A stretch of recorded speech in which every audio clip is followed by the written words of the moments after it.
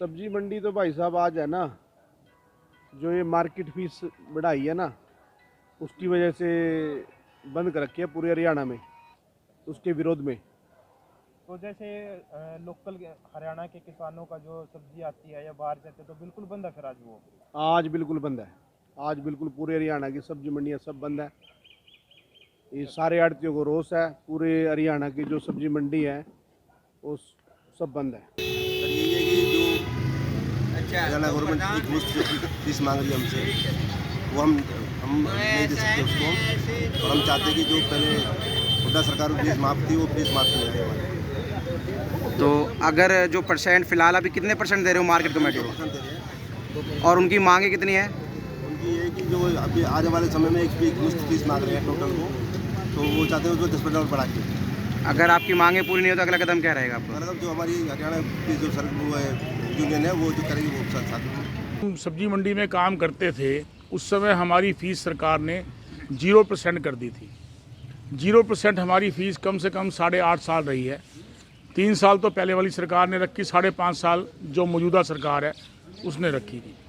उसके बाद जब कोरोना काल आया तो उन्होंने हमारे ऊपर टैक्स थोप दिया, 1% मार्केट फ़ीस और 1% HRDF। ये कह के बोला गया, ये कह के टैक्स लिया गया कि कोविड है, कोविड की वजह से सरकार को पैसों की ज़रूरत है और उसमें हमें टैक्स चाहिए। तो हमने सरकार का साथ दिया। आपको तो मालूम है उस कोविड के टाइम में हमने अपनी जान पे खेल के मंडियाँ खोली, लोगों को फल सब्जियाँ खिलाई, उसके बाद सरकार को टैक्स भी दिया। उसके बाद जब हमने सरकार के पास गए दोबारा कि कोविड चला गया है, इस टैक्स को ख़त्म करो, तो उन्होंने हमें इस टैक्स को ख़त्म करने के चक्कर पे हमें लमसम पे ला के खड़ा कर दिया। लमसम भी क्या लगाया है, जैसे सपोज़ आपने 1/4/2022 से लेकर 31/3/2023 तक 1 लाख रुपये फ़ीस भरी है, वो आपको 31 मार्च 2024 तक 1,40,000 रुपये भरनी है। 40% वो हमारा बढ़ा दिया। उसके बाद 2025 के बाद उसको 10% बढ़ा दिया।